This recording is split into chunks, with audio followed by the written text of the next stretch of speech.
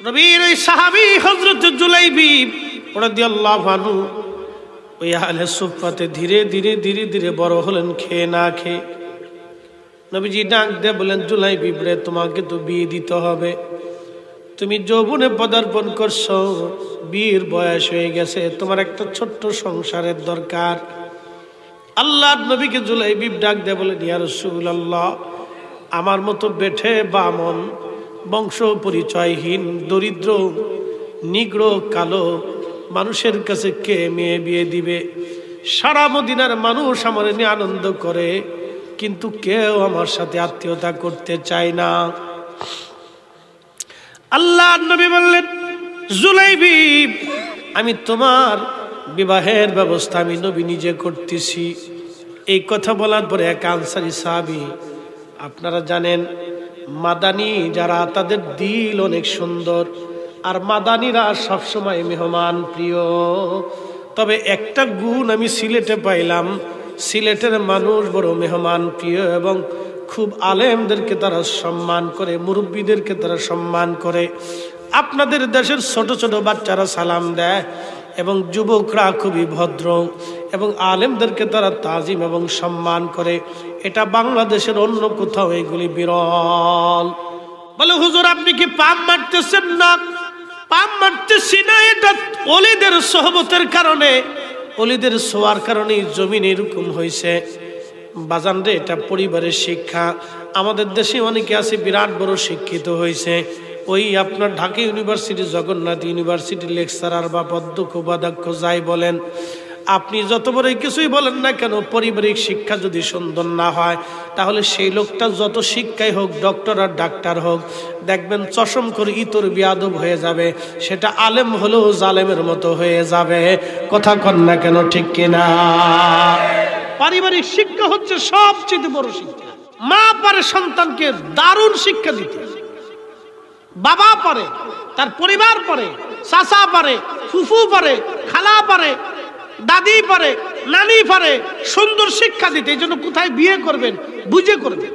খালি সুন্দরী চামড়া সাদা পাইলে বিয়ে করেন না, শ্বশুর বাড়ি খালি মাল দেখলে বিয়ে করেন না।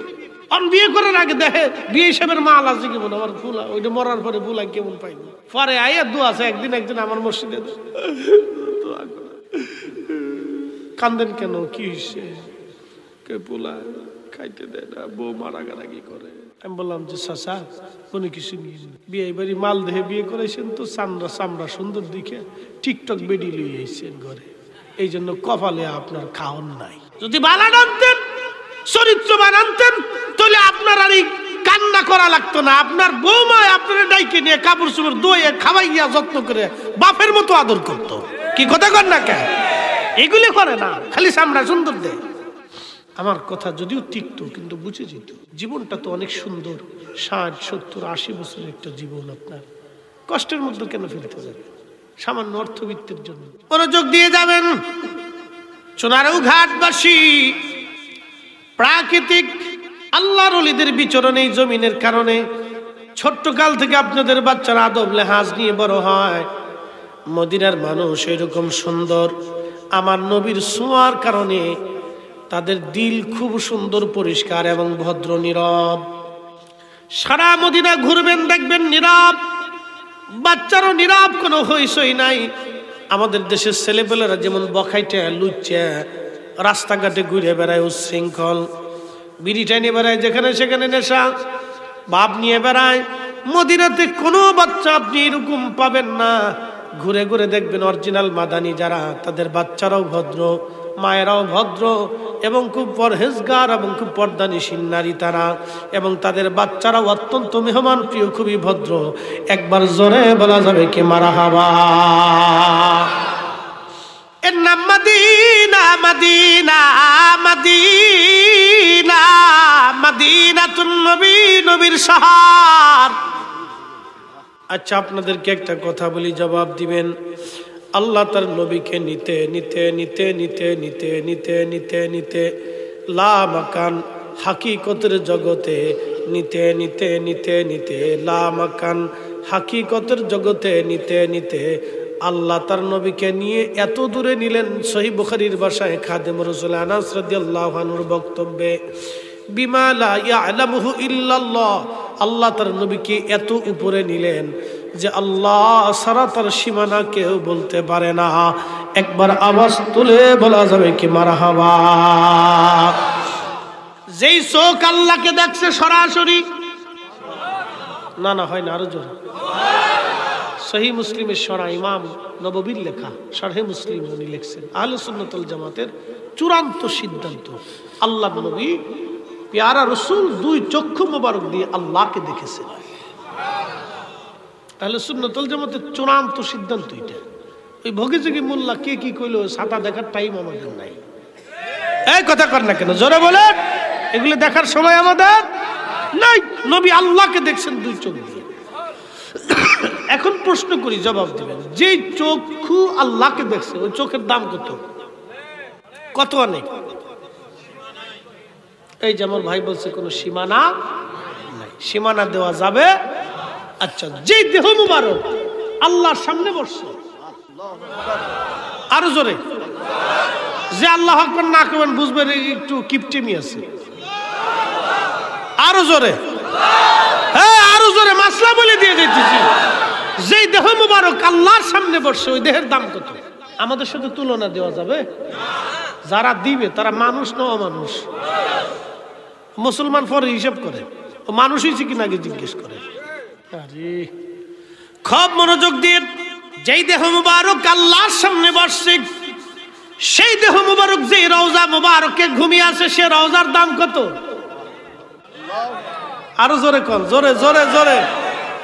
তাহলে যেই দেহ মুবারক, যে রওজা মুবারক, যে মাটির ভিতরে, যেই জমিনে মদিনাতুন নবী, সেই মদিনার দাম কত? আল্লাহু আকবার। সেই জন্য ইমাম মালিক ৮০ বছরের জীবনে কোনোদিন মদিনায় জুতা পরেন নাই, থুতু ফেলেন নাই, পায়খানা পেশাব করেন নাই। আমরার মাযহাবের ইমাম আবু হানিফা রাহমাতুল্লাহ আলাইহি ৭ দিন মদিনাতে ছিলেন, পায়খানা পেশাব করেন নাই, জুতা পরেন নাই। ইমাম মালিক বললেন, ওগো আবু হানিফা, কেন তুমি মদিনায় পায়খানা পেশাব করো না? ইমাম আবু হানিফা বললেন, ইমাম মালিক, তোমার যে রোগে ধরছে আমারও সেই রোগে ধরছে। তুমি নবী প্রেমের যে সুধা পান করছো, আমি ইমাম আবু হানিফা সেই সুধাই তো পান করছি। যে মাটির ভিতরে আমার নবী ঘুমা, ওই মাটিতে আমি কি করে পায়খানা পেশাব করবো বলো? বলে হুজুর আপনি খান কি? বলে ৭ দিনে ৭টা খেজুর খাইছি। পানি কেমনে খান? হাতের ভিতরে পানির আর্দ্রতা নিয়ে চেটে চেটে পিপাসা নিবারণ করছি। আল্লাহু আকবার। এটার নাম রসুল প্রেম, নবী প্রেম, নবী প্রেম, নবী প্রেম, নবী প্রেম। ত্রিভুবনের প্রিয় মুহাম্মদ এলো রে দুনিয়ায়, রে সাগর আকাশ বাতাস দেখবি যদি, আয় রে সাগর আকাশ বাতাস দেখবি যদি। ধুলির ধরা বেহেশত আজ, আল্লাহু আকবার, ধুলির ধরা বেহেশত আজ জয় করিল দিল রে লাজ। আজকে খুশির ঢল নেমেছে ধূসর সাহারায়, রে সাগর আকাশ বাতাস দেখবি যদি, আয় রে সাগর আকাশ বাতাস দেখবি যদি।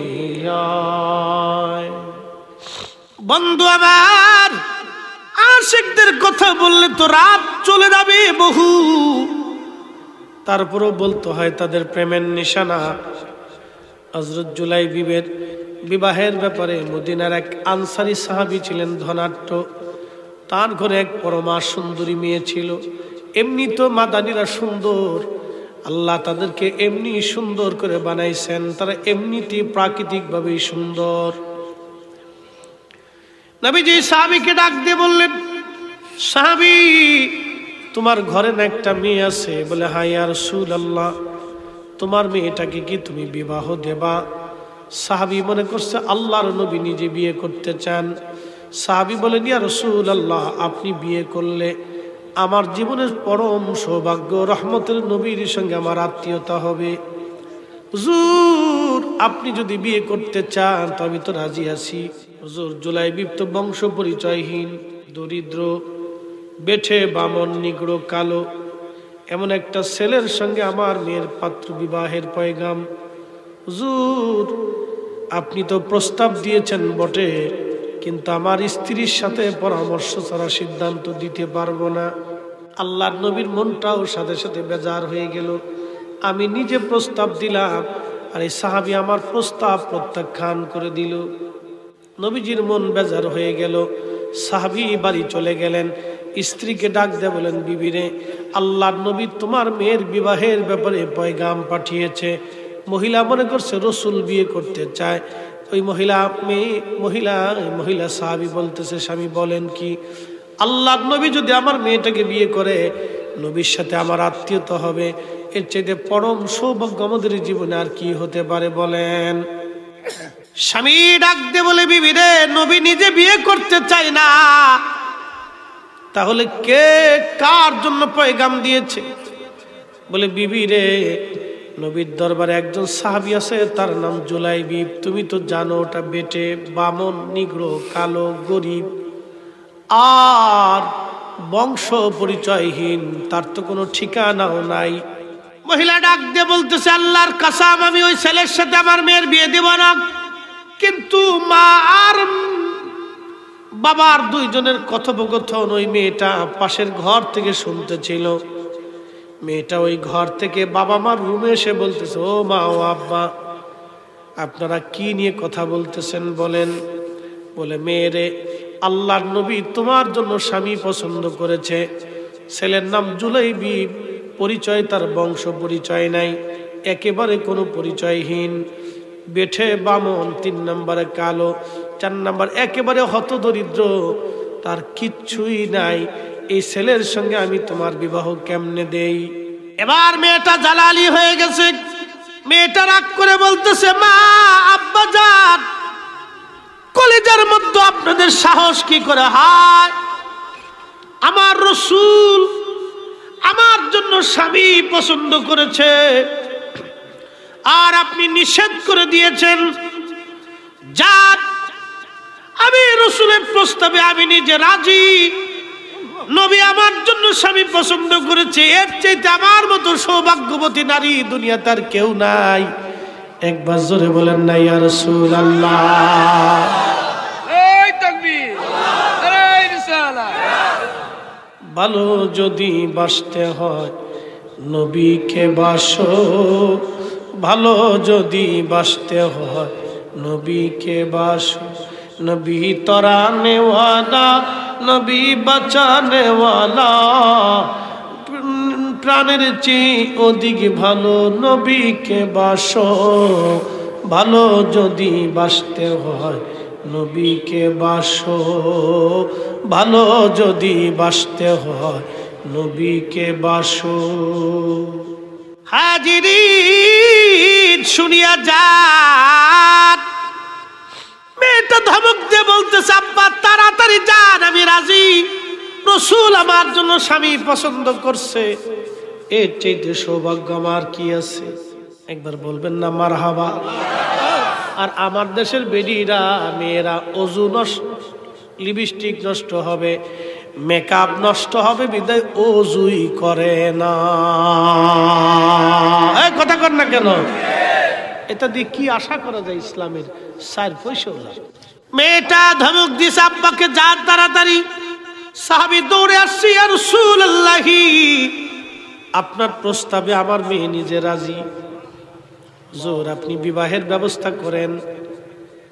নবীজি জুলাইবিবকে ডাক দিয়ে বলেন, নবী খুশি হয়ে গেলেন, জুলাইবিব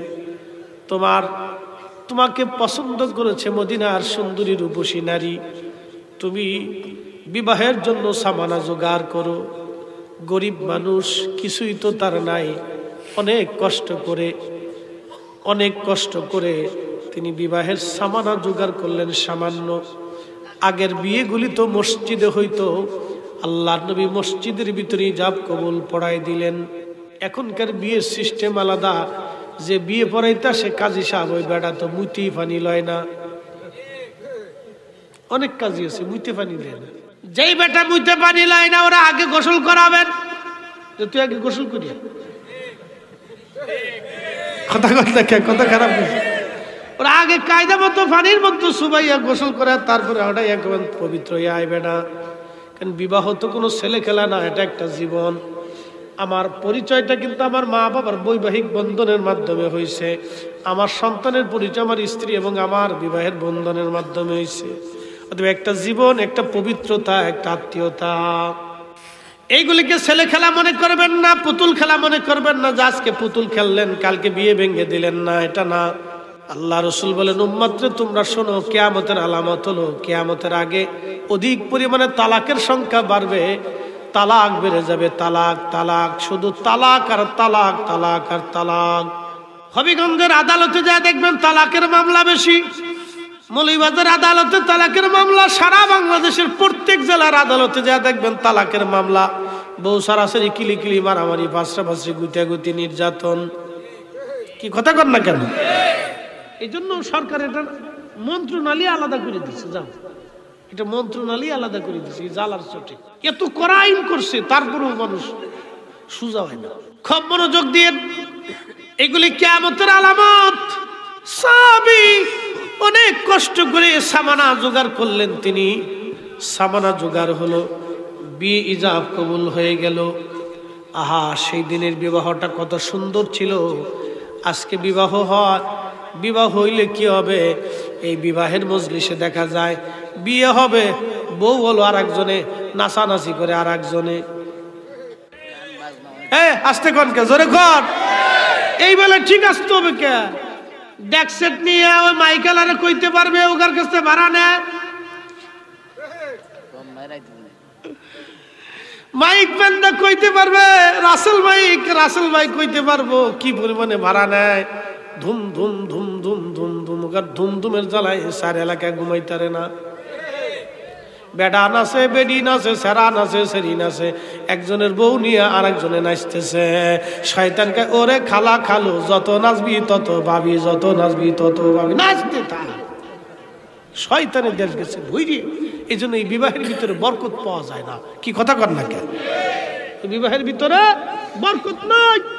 এগুলির থেকে, অপসংস্কৃতি থেকে, বেহাপনা থেকে আমাদেরকে বের হয়ে আসতে হবে, বের হয়ে আসতে হবে আমাদেরকে। আমরা মুসলিম, আমরা রসুলের উম্মত। উম্মত মানে অনুসারী। রসুল করিম সাল্লাল্লাহু আলাইহি সাল্লাম যেইভাবে সাহাবায়ে কেরামকে দিয়ে জীবন চালিয়েছেন, দিন চালিয়েছেন, আমাদেরকে সেই দিনে, সেই জীবনে চলে আসতে হবে। কথা কন ঠিক কিনা? সেই দিনে, সেই জীবনে চলে আসবে। ঢাকা শহরে একদিন বিয়ে খেতে গেছি, আমার মসজিদের এই সেক্রেটারি যিনি, তিনি বলতেছে, হুজুর আসেন, এই মুসল্লি সহসভাপতি, ওনার মেয়ের বিয়ে না ছেলের বিয়ে, চলেন যাই। খাইতে গেছি, বাপরে বাপ, বুড়া বেডি মেকআপ করে গেছি। সেক্রেটারি সাহেব আবার একটু খুব নামাজি পরহেজগার লোক, হুজুর এই ভিতরে যাইবেন না চলে যাইবেন? আমি দেখেন আমার জোর করে লুয়ে আইসেন, আমি তো বিয়ে খাইতে যাই না। কারণ এখানে গেলে সব লেডা লেডি, সোনা সুনি, টুনা টুনি, শত সব অশান্তি, বিশৃঙ্খলা, এই সব বুড়া বেডি দেখেন কেমনে? হুজুর আর না, বেডির মাইয়ের চাইতে মায়ের মার বাবা, মায়ের মা এখন বুড়া কালে শাসন দিছে কি, বাপরে বাপ। সোনা দানা গহনা জিরে ছিল, একবারে হাওলাত চাওলাত করে একটার লোক আর একটা মাহাই দিয়ে চলে আইছে। বাপ কি রে বাপ, শয়তানে হাসে রে নানি। আর আমি বললাম যে দেখেন, আমার আর গোশ মাছ ভাত খাওয়া লাগবে না, যদি একটু মিষ্টি থাকে, ওই যে আপনার কি বলে, ওই যে বসে না টাকা পয়সা গুণ, ওই জায়গাটা কি কয়, এটা সুন্দর করে ঢাকার তো, তো পয়সা করে খুব সুন্দর করে সাজাই গুজে বইছি। তা আমার গুলো, হুজুর আপনি এখানে বসেন, পাশে বসে এক প্লেট একটু মিষ্টি জর্দা খায় নাকি, আমি জর্দা একটু আই দিতেছি, একটু খাওয়ার মধ্যে দূর ছাতা কি জর্দা। তা আমার আগের দেশের পায়েসি বালা ছিল, একটু খেয়ে ওকে যান, জায়গা আসসালামু আলাইকুম, আমার বিয়ে খাওয়া লাগতো। আর অর্ধেক খায় আর অর্ধেক খায়। কথা কর না কেন, জোরে বলেন। কমিউনিটি সেন্টারগুলোতে যা দেখবেন বিবাহের খাবার, মুসলমানের খাবার, এই সোনা কাটার খাবার আর এই বিয়ের খাবার, এই দুই খাওয়ানে অর্ধেক খায় আর অর্ধেক ফেলা। নাম দিছে সোসাইটি। সোসাইটি বলে ভদ্রতা। গরু আর এদের ভিতরে তফাৎ রইল কি? গরু অর্ধেক খায় আর অর্ধেক মুখ দিয়ে ধাক্কায় ধাক্কায় ফেলা। কি কথা কর না কেন? আল্লাহ রিজিক কেউ নষ্ট করে? আল্লাহ রসুল বলছে তুমি বাসনকে চেটে খাও, কারণ তুমি জানো না ওই কোন খাবারের ভিতর বরকত নিহিত আছে। এই জন্য আঙ্গুল চাটতে কইছে, বাসন চাটতে কইছে। আর নবীর উম্মত খাবারগুলি অর্ধেক খায় আর অর্ধেক ফেলে দিচ্ছে। এটা রসুলের চরিত্র না, এটা শয়তানের চরিত্র। কথা কন ঠিক কিনা? এগুলি সোসাইটির নাম দিয়া আজকে আমার দেশের বেহাপনা চালু হয়েছে। এগুলি করবেন না, কোনো এগুলি থেকে দূরে আসতো। বিবাহ হয়ে গেল ইজাব কবুল। বিয়ের মজলিসে আল্লাহ নবী ঘোষণা দিলেন, তোমরা কে আসো? জিহাদের ময়দানে যাইতে হবে, যুদ্ধের দামামা বেজে গেছে। ও নবীর উম্মত, আশিকে রসুল এবার চিনে যা। জুলাইবিব রাদিয়াল্লাহু আনহু স্ত্রীটা দেখেনও নাই। মদিনার এত সুন্দরী মেয়ে তাকে পছন্দ করলো, দেখার তো একটা বাসনা থাকতে পারে, আমার স্ত্রীটাকে একটা নজর দেখে আসি। ওই মজলিসে জুলাইবিব রাদিয়াল্লাহু আনহু চিন্তা করতেছে, আমার রসুল জিহাদের ময়দানে যাবে আর আমি শ্বশুর বাড়িতে আত্মীয় স্বজনের সাথে আনন্দ ফুর্তি করে বেড়াবো না, তা হবে। নবীর সাহাবী হাজরাতে জুলাইবিব রাদিয়াল্লাহু আনহু যুদ্ধের ময়দানে চলে গেল। পাঠটা শুনে যাবেন মুসলমান শানখোলাবাসী, চোনারও ঘাটবাসী। নবীর একজন ছোট্ট বেটে সাহাবী আল্লাহর নবীকে বলেন, ইয়া রাসূলুল্লাহ, আমি জিহাদের ময়দানে চলে যাব। আহা, স্ত্রী দেখতেও গেলেন না, তিনি ওই অবস্থায় জিহাদের ময়দানে রওনা হয়ে গেলেন। স্ত্রী রেখে চলে থেকে গেল মদিনায়। ওনার তো বাড়ি ঘর নাই, ওনার স্ত্রী ওনার বাপের বাড়িতেই রয়ে গেল। জুলাইবিব রাদিয়াল্লাহু আনহু যুদ্ধের ময়দানে রওনা হয়ে গেলেন। আল্লাহ ইমাম ইবনু কাসির তাফসীর ইবনু কাসিরের মধ্যে লেখেন, ঘটনাটা তাফসীর ইবনু কাসিরের মধ্যে বিশদ আকারে আসছে। ইমাম ইবনু কাসির লিখতেছেন, সাহাবীরা যুদ্ধের ময়দানে চলে গেল, নবীজি রওনা। প্রচন্ড যুদ্ধ হলে যুদ্ধে অনেক সাহাবী শহীদ হয়ে গেলেন। আল্লাহর নবীজি যুদ্ধ শেষ হয়ে যাওয়ার পরে সাহাবীদেরকে বললেন, সাহাবীরা তোমরা সব সাহাবীদের লাশগুলি গুছাই গুছাই নিয়ে আসো, আমি সবাইরে দাফন কাফন করে এখান থেকে চলে যাব। সমস্ত ময়দান থেকে তন্ন তন্ন করে খুঁজে খুঁজে সাহাবায়ে কেরামের লাশগুলি এনে নবীজি কাতার করে রাখলেন। যুদ্ধ কোনো ছেলে খেলা না, পুতুল খেলা না বাবাজি।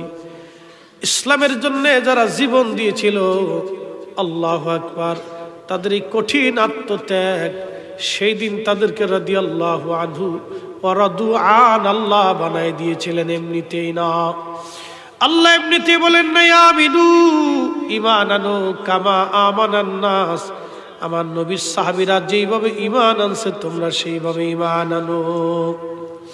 ক্বালু আনুমিনু কামা আমানাস সুফাহা, সেদিন নির্বোধ আর বোকা যারা কাফেররা বলেছিল, আমরা কি নির্বোধদের মতো ঈমান আনবো?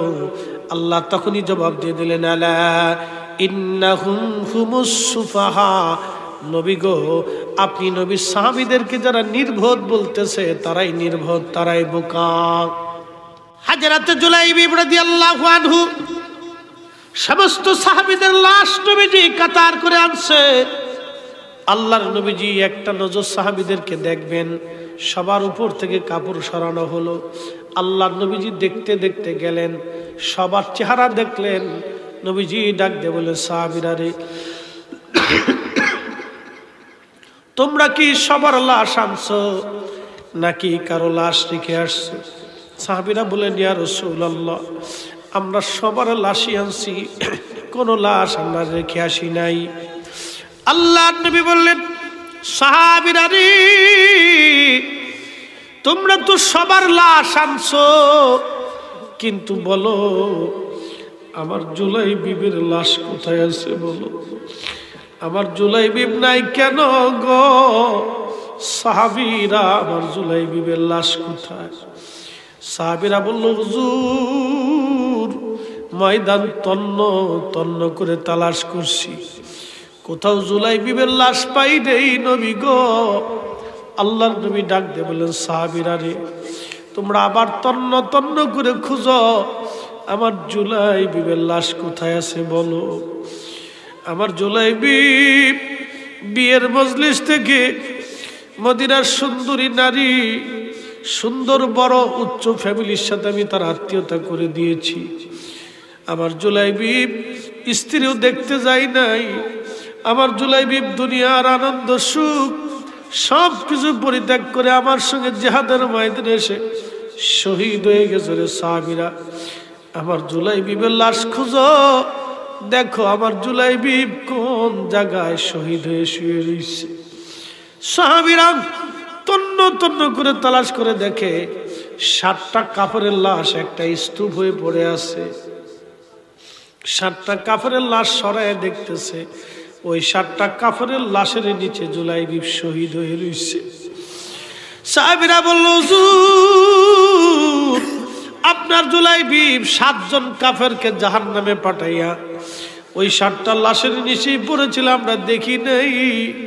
নবী গো, আমরা জুলাইবিবকে নিয়ে আসছি।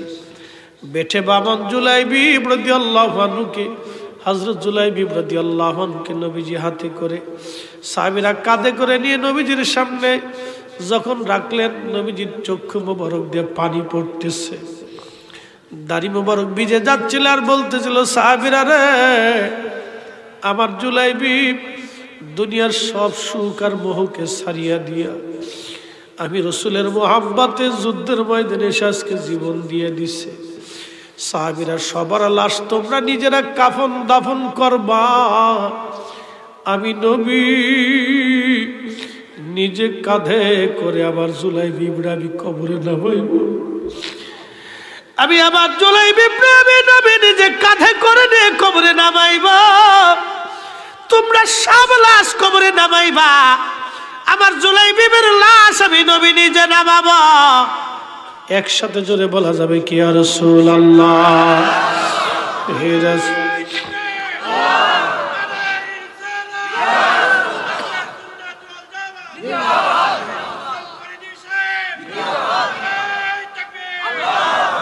হে রাসূল তোমায় ভালোবাসি,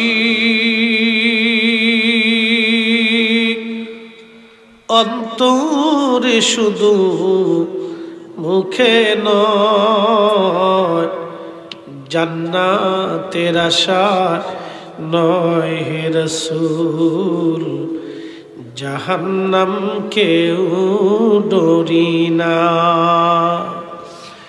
তোমায় পাওয়ার আশায় মন ছুটে যায় মদিনায়, তোমায় পাওয়ার আশায় মন ছুটে যায় মদিনায়,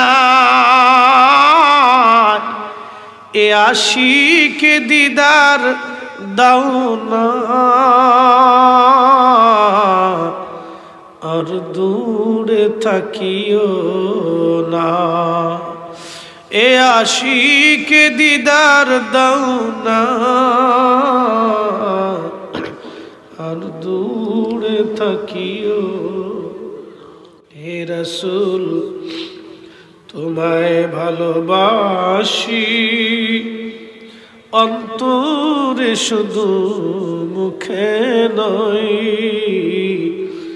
জান্নাতের আশায় নয় হে রাসূল, জাহান্নাম কেউ ডরি না। চুনারুঘাটবাসী শুনিয়া যান, সবার লাশ সাহাবীরা দাফন কাফন করার পরে ইমাম ইবনে কাসির তাফসীর ইবনে কাসিরের মধ্যে লেখেন, ছোট্ট জুলাইবিবের খাটিয়াটা নবীজি হাতে ধরলেন।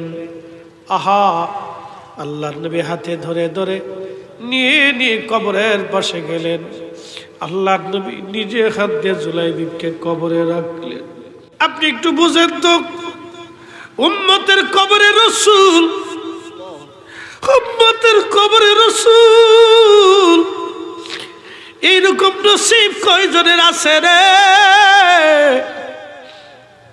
উম্মতের কবরে রাসূল হাবিবুল্লাহ মাকামে মাহমুদ ওয়ালা সাহিব জান্নাত হাউজে কাউসার ওয়ালা সাহাবী জুলাইবিবের কবরে নবী নিজে নেমে কবরে আদর করে তাকে ঘুম পাড়াইল। এরকম নসিব যদি আমাদের হয়, আমাদের বুলন্দ নসিব। জানি না আমাদের কবরে কঠিন গহীন একাকী ওই কঠিন অগণিত অসংখ্য অসীম জীবনের জন্যে রসুল যদি আমাদের কবরে, হাবিবুল্লাহ পেয়ারা নবীজি যদি কবরে আমাদের আসে, আমাদের বুলন্দ নসিব, এর চাইতে বুলন্দ নসিব আর কারো হতে পারে না। এ সবজ গম্বদ ওয়ালি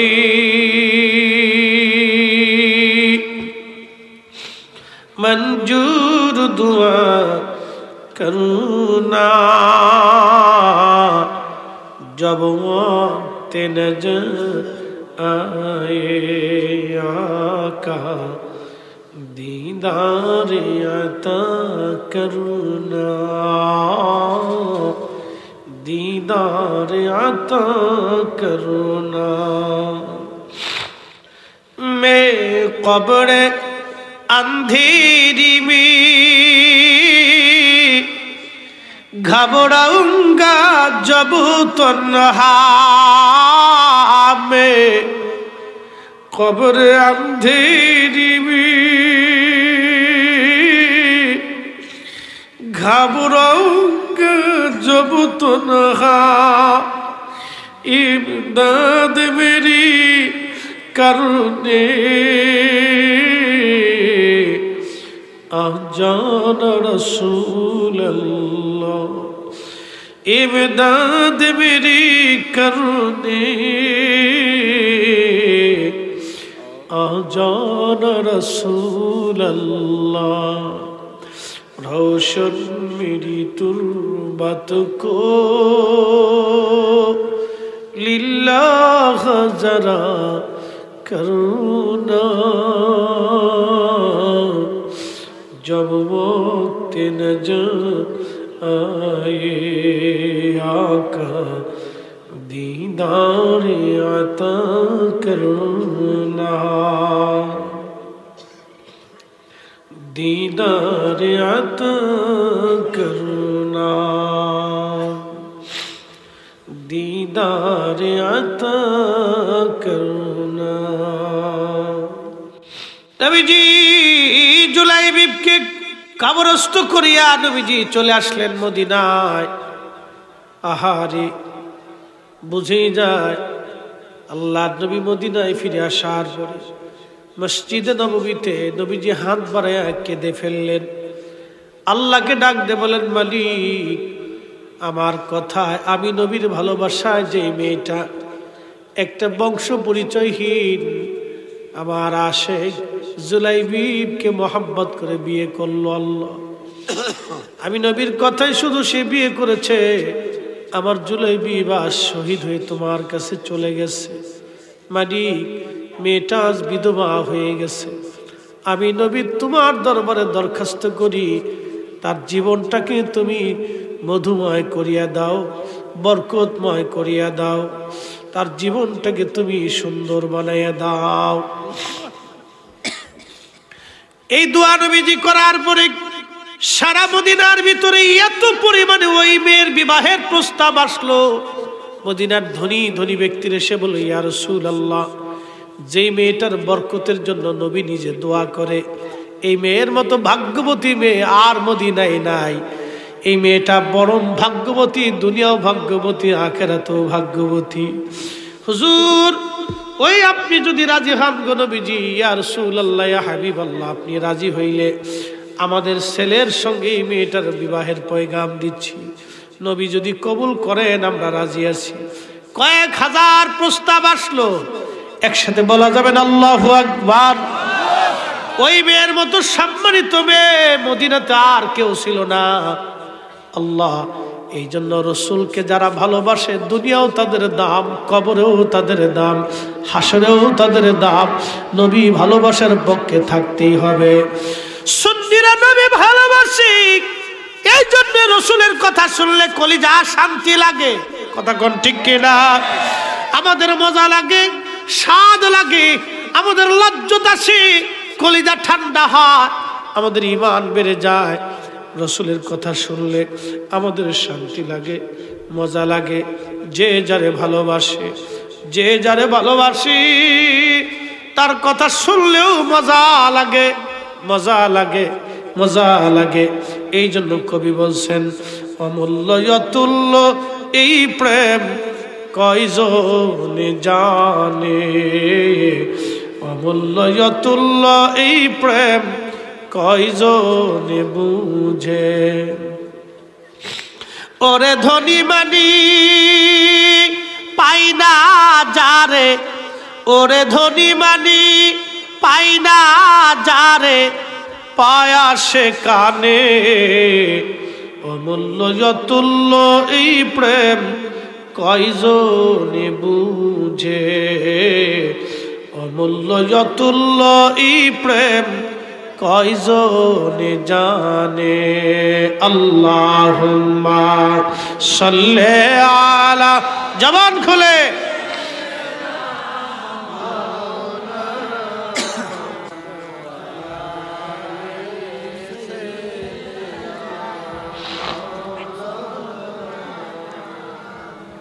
কি ব্যাপার আপনারা ঝিমাই গেলেন? কষ্ট হয়? মোনাজাত বাদ দিয়ে চলে যাবেন। বাজান ওই দিন সাহাবীরা জীবন দিল, আমাদের জীবন দেওয়া লাগে নাই। একটু মোনাজাত দিয়ে যদি সময়টাই দিতে না পারেন তাহলে কেমন হলো বলেন? আমি জানি কালকে রাত জেগেছেন, আজকেও জাগবেন। মানুষের জীবনের সময় কতটুকু, সামান্য সময় নিয়ে পৃথিবীতে আসছি। আল্লাহর নবী বললেন একজন মুসাফির রাস্তা দিয়ে হেঁটে যাওয়ার সময় সামান্য গাছের নিচে একটু বিশ্রাম করে, ওই বিশ্রামের সময় যতটুকুন দুনিয়ার মানুষের জিন্দেগি ততটুকুন। এই সামান্য সময়ে আবাদুন আবাদা, চিরদিনের আখিরাতের জন্য আপনাকে সম্বল নিয়ে যেতে হবে। বলেন তো বুকে হাত দিয়ে, আখিরাতের জন্য কি এমন নামাজ জোগাড় করছেন, কেমন তাহাজ্জুদ জোগাড় করেছেন, কি এমন ইবাদত জোগাড় করেছেন? কিছুই করতে পারেন নাই। আল্লাহর কসম করে বলি, রসুল প্রেমের চোখের পানি বৃথা যায় না। আল্লাহ নবীর মহাব্বতের চোখের পানি মাসির মাথার পরিমাণ, অথবা তার অর্ধেক পানি যদি চোখের কোনা দিয়ে বেয়ে পড়ার আগে আল্লাহ পাক ওই বান্দার জন্য জাহান্নামের আগুন আল্লাহ হারাম করে দেয়। একবার চিৎকার মেরে জোরে বলেন আল্লাহু আকবার। জীবনে নামাজ কবুল হয়েছে কোনো গ্যারান্টি নাই, কিন্তু নবীজির প্রেমের চোখের পানি কবুল হয়, এটা কখনো মিস হয় না, এটা কখনো কবুল ছাড়া থাকে না বাবাজি। এই চোখের পানিটা যখন আসে, আব্বারে, বাজানরে, বন্ধুরে, ভাইরে বলে দিয়ে যায়, এই চোখের পানিটা মানুষ দেখানোর জন্য আসে না, এই হৃদয় থেকে ভালোবাসার জন্য আসে। কি কথা বলেন ঠিক কিনা? এটা মানুষ দেখানোর জন্য আসে না, এটা হৃদয় থেকে আসে। এই জন্য দোয়া করে যাবেন। লম্বা কথা বাড়াবো না, আল্লাহর নবীর সাহাবীর জীবনী আপনাদেরকে শোনাইলাম। কিছু সময় আসেন আমরা একটু জিকির করবো একসঙ্গে, আওয়াজ তুলে। এসমে জাতের জিকির, জিকির করলে কলিজা ঠান্ডা হয়, কাল্ব জিন্দা হয়, কালবের ময়লাগুলি চলে যায়। একটা জবানও বন্ধ রাখবেন না, জবান খুলে একসঙ্গে করেন আল্লাহ আল্লাহ আল্লাহ।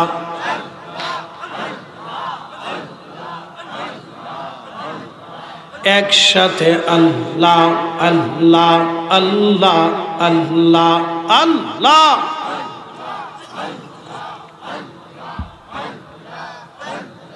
সালাত সালাম গো আমার দুরুদ সালাম গো আমার কইও নবী মুস্তাফা, হায় তোমরা যদি যাও রে মদিনা। আল্লাহ আল্লাহ আল্লাহ। সালাতু সালাম গো আমার দুরুদ সালাম গো আমার কইও নবী মুস্তাফায় তোমরা যদি যাও রে মদিনা আল্লাহ আল্লাহ আল্লাহ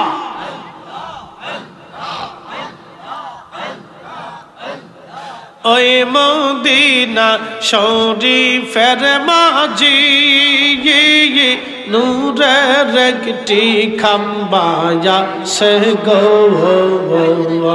ওই মদিনা শরীফের মাঝি নূরের একটি খাম্বায়া সে গো সেই খাম্বাতে হেলান দিয়া সেই খাম্বাতে হেলান দিয়া খুতবা পড়তেন মুস্তাফায় তোমরা যদি যাও রে মদিনা আল্লাহ আল্লাহ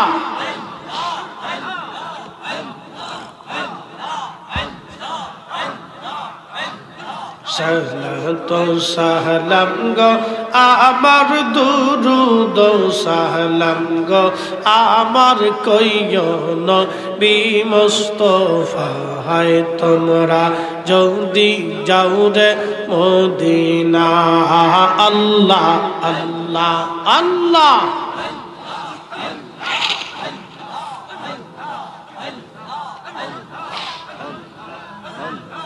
ওই মদিনা শরীফের মাঝি নূরের একটি রওজা সে গো সেই রওজাতে ঘুমিয়ে আসেন সেই রওজাতে ঘুমিয়ে আসেন দিনের নবী মুস্তাফায় তোমরা যদি যাও রে মদিনা আল্লাহ আল্লাহ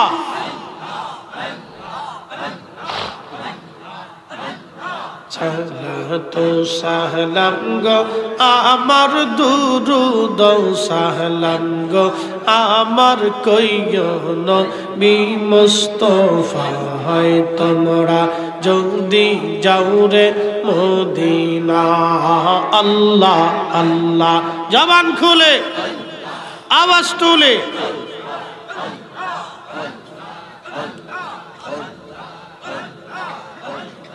হাজিদের যাত্রা কায়ালি বৈশা থাকি পথের ধারে ও হাজিদের যাত্রা কায়ালি বৈশা থাকি পথের ধারে ও আমার সালাম পৌঁছাই দিও আমার সালাম পৌঁছাই দিও ওই না সোনার মদিনায় তোমরা যদি যাও রে মদিনা আল্লাহ আল্লাহ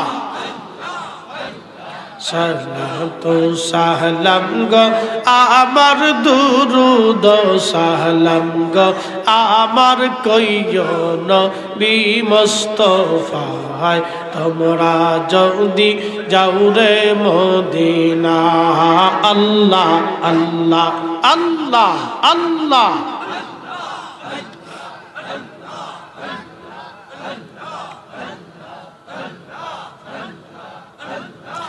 লা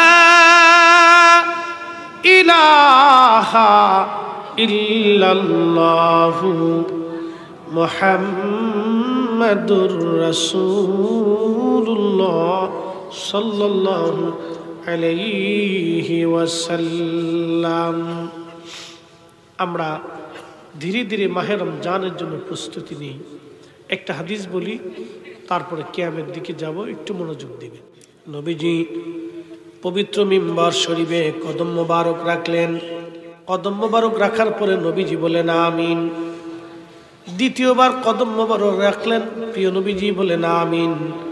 তৃতীয়বার কদম মোবারক রাখার পরে নবীজি বললেন আমিন।